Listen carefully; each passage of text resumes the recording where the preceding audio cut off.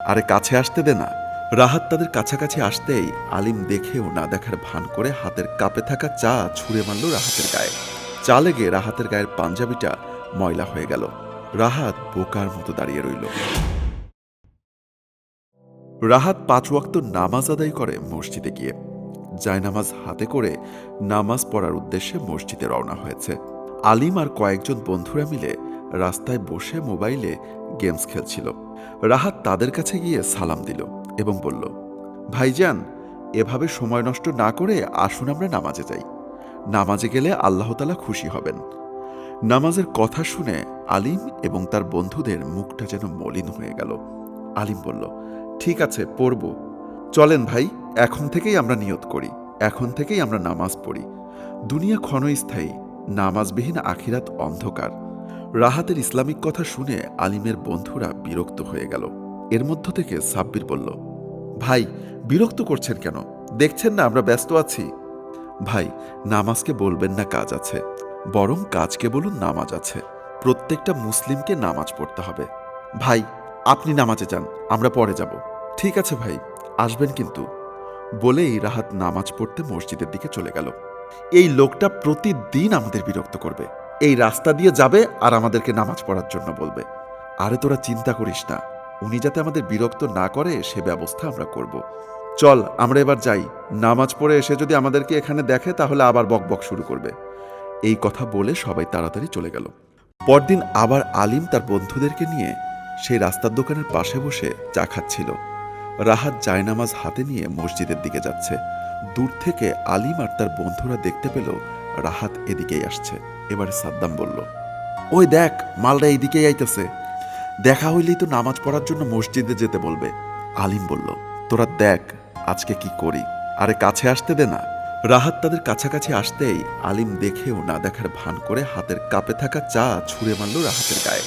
চা লেগে রাহাতের গায়ের পাঞ্জাবিটা ময়লা হয়ে গেল। রাহাত বোকার মতো দাঁড়িয়ে রইল। আলিম দাঁড়িয়ে মুখ ভেটকিয়ে বলল, দেখে চলাফেরা করবেন না।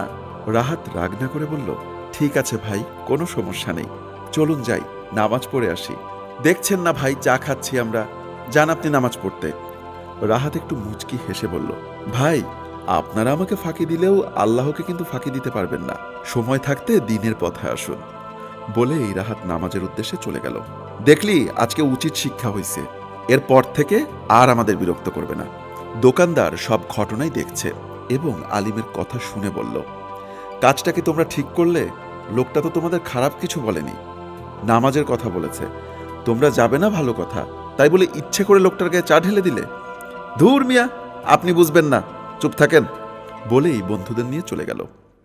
আজকেও আলিম আর তার বন্ধুরা রাস্তায় কিছু কলার চোখলা নিয়ে বসে আছে। রাহাত কাছাকাছি আসার আগেই কিছু কলার চোখলা রাহাতের যাওয়ার রাস্তায় ফেলে রাখল। কলার চোখলায় পা রেখে রাহাত মাটিতে পড়ে গেল। আর এই দৃশ্য দেখে আলিম আর তার বন্ধুরা খিলখিল করে হাসতে লাগলো।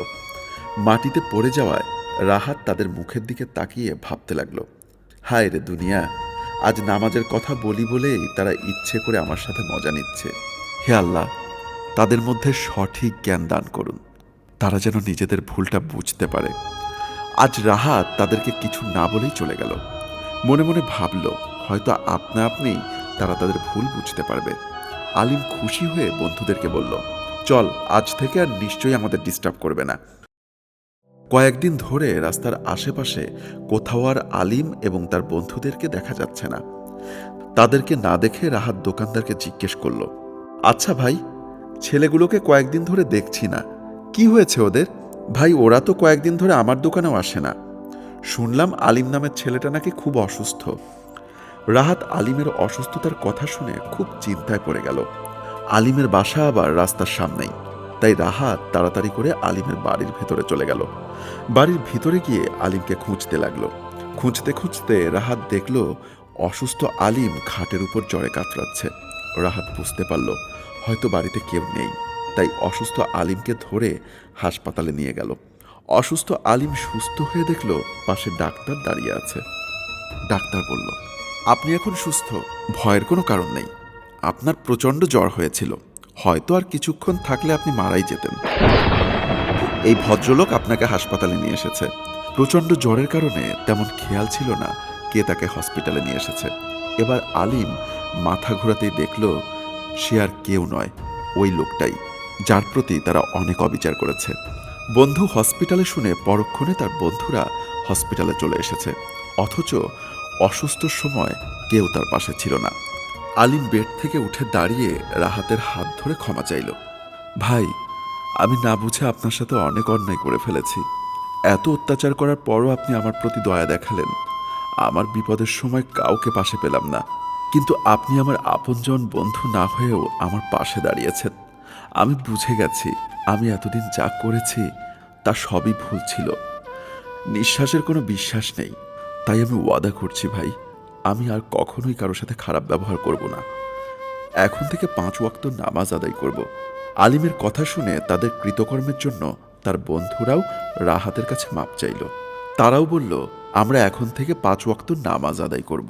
আমি অনেক খুশি হলাম। অবশেষে আপনারা আপনাদের ভুল বুঝতে পেরেছেন, সঠিক পথ কোনটা তা চিনতে পেরেছেন।